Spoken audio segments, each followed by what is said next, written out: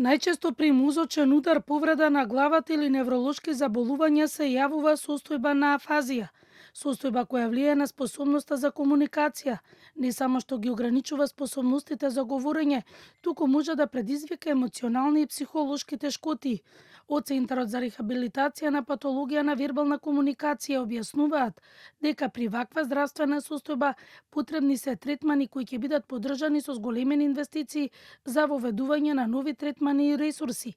Кај околу 25 до 40% од луѓето кои што се јавуваат мозочните инсулти се развива некаков облик на афазија.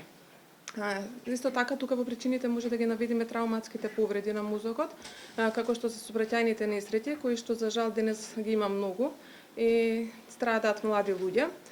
Исто така повредите на главата, дегенеративните промени на мозокот, односно Алцхајмеровата болест и деменцијата, тумори на мозокот исто така, инфекциите на мозокот, како што се менингит, енцефалит, абцесите на мозокот, исто така може да бидат причини кои што ја предизвикуваат афазијата.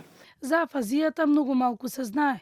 Истражувањето од страна на Центарот за рехабилитација на патологија на вербална комуникација од 165 луѓе, од нив 68% не слушнале за афазијата. Интересен податок е дека 68% не слушнале никогаш за терминот афазија, а од 235 испитани, 100 мажи и 135 жени,